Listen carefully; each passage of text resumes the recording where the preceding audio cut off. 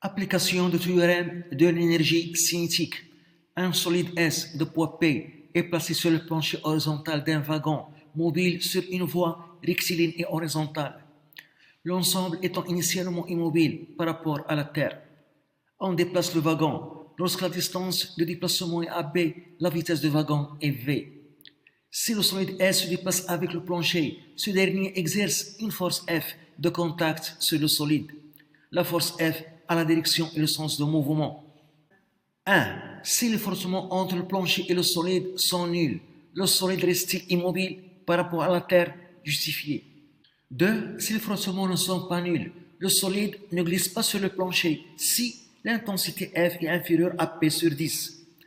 Calculer la vitesse limite VL qu'il ne faut pas dépasser après un démarrage sur la distance AP égale 10 mètres pour que le solide soit entraîné par le plancher sans glisser. On donne G égale 10 N par kilogramme. 1. Si le frottement entre le plancher et le solide sont nuls, le solide reste immobile par rapport à la Terre, justifié. 1. Justification.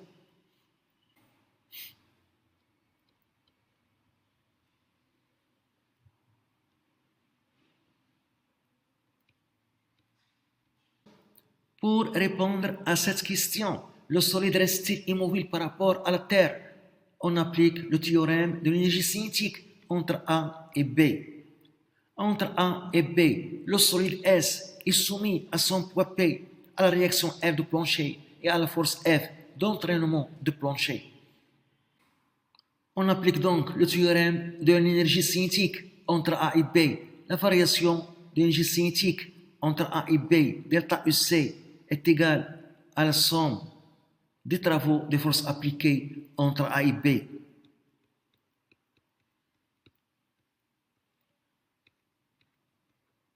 De A à B.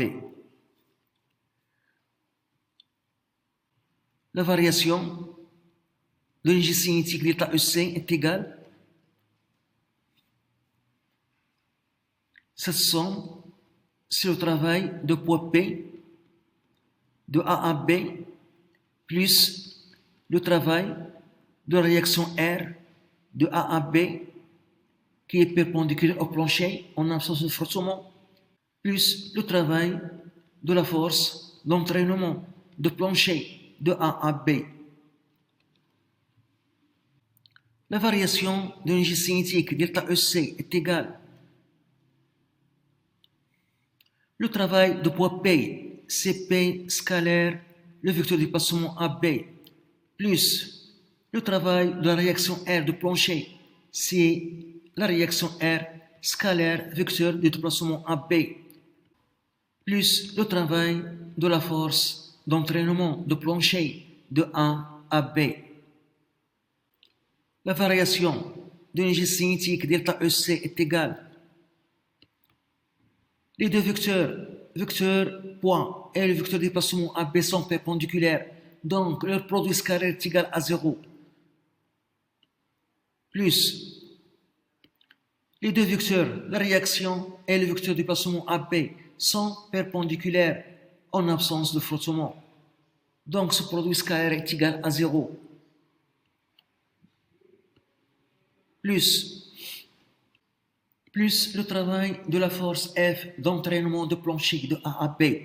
On remarque que entre A et B, le point d'application de la force d'entraînement de plancher F ne se dépasse pas. Donc, cette force F de plancher ne travaille pas. Son travail est égal à 0, car son point d'application ne se dépasse pas. Donc, son travail est égal à 0. Donc, on a la variation de l'énergie cinétique est égal à 0, ce qui signifie que l'énergie cinétique est une constante. Ne varie pas. L'énergie cinétique est égale à 1 demi mv carré, qui est une constante. Donc, la vitesse v est constante, ne varie pas, est égale à sa valeur initiale, v, 0. Le solide S est initialement immobile. La vitesse initiale est égale à 0. Donc, on trouve 0. Donc, le solide S est immobile par rapport à la Terre.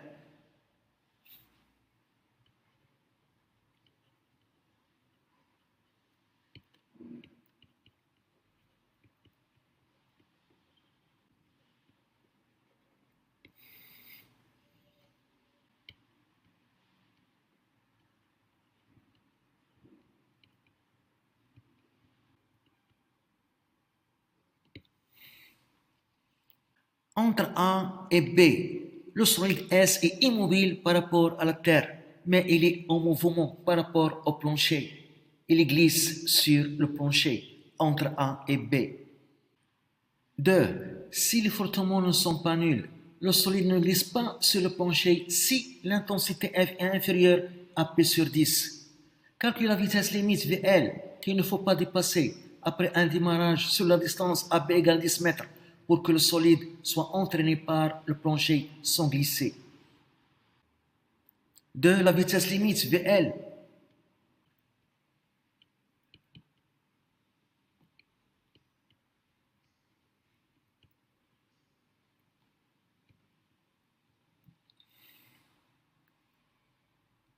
Dans le cas où les frottements ne sont pas nuls, au cours du déplacement de A à B, le solide S est soumis à son poids P à la réaction R, qu'on peut la décomposer dans ce cas où il y a les frottements en deux composantes, une composante normale Rn qui empêche la pénétration du solide S dans le plancher et la force de frottement F qui s'oppose au glissement. Pour trouver la vitesse limite VL qu'il ne faut pas dépasser pour que le solide soit entraîné par le plancher sans glisser, on applique le théorème de l'énergie cinétique entre A et B. La variation de l'énergie cinétique entre A et B est égale à la somme des travaux des forces appliquées entre A et B.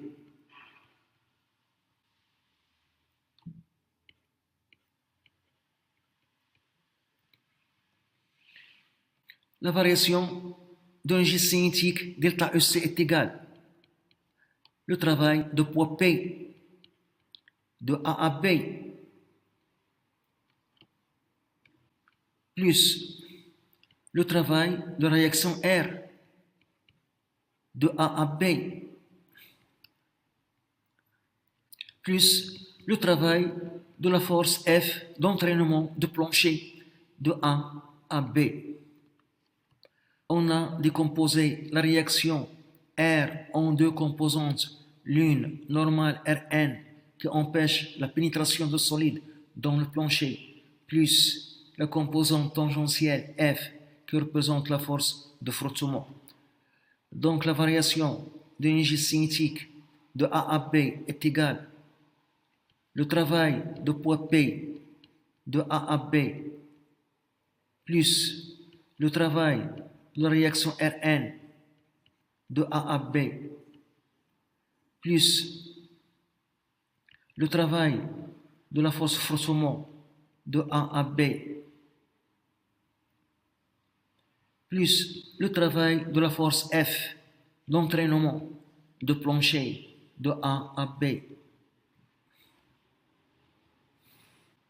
La variation de l'énergie cinétique, c'est la valeur finale moins la valeur initiale.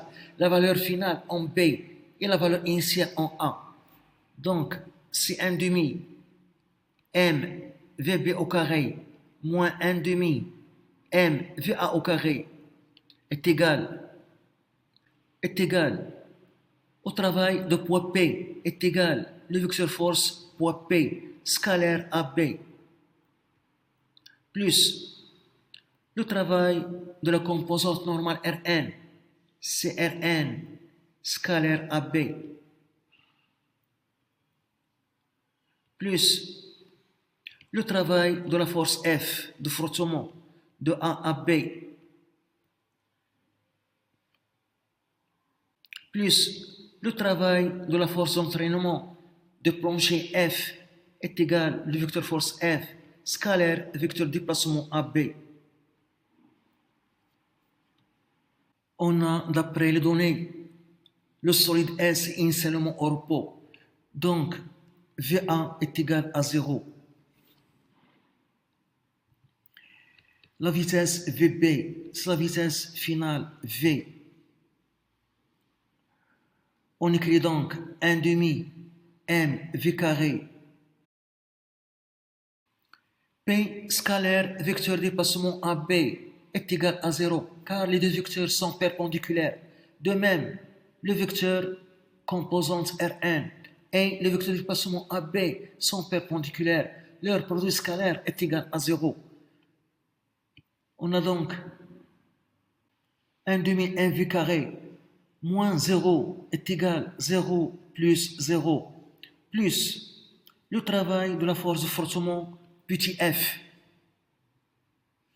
On a dit dans 2 que le solide ne glisse pas sur le plancher, donc la force de frottement F ne travaille pas, donc son travail est égal à 0. Plus le travail de la force d'entraînement grand F. Le travail de la force d'entraînement du plancher grand F est égal au vecteur force F scalaire AB. Les deux vecteurs ont le même sens. Donc, ce produit scalaire est égal à l'intensité de la force F fois la distance AB fois cosinus 0.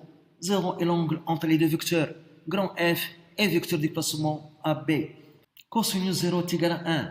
Donc, 1 demi m v au carré est égal à F fois la distance AB.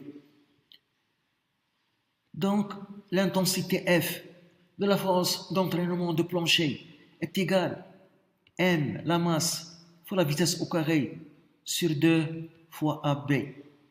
On a dit que dans ce cas où les frottements ne sont pas nuls, le solide ne glisse pas sur le plancher si F est inférieur à P sur 10. Donc, ce rapport est inférieur au poids P sur 10. Donc, M fois V au carré sur 2 fois AB inférieur, le poids P, c'est 1 fois G sur 10. On simplifie par la masse M et on trouve V au carré inférieur à 2 fois AB fois G divisé par 10.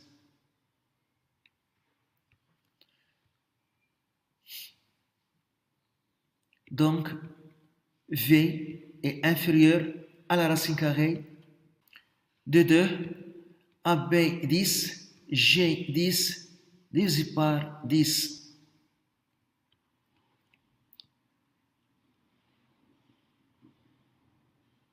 On trouve V inférieur 4,5 mètres par seconde. La vitesse V inférieure à une valeur limite. La valeur limite, c'est 4,5 mètres par seconde. La vitesse limite est égale à 4,5 mètres par seconde, signifie que la vitesse en B ne doit pas dépasser cette valeur pour que le solide ne glisse pas lorsqu'il est entraîné par le plancher sur la distance AB égale 10 mètres.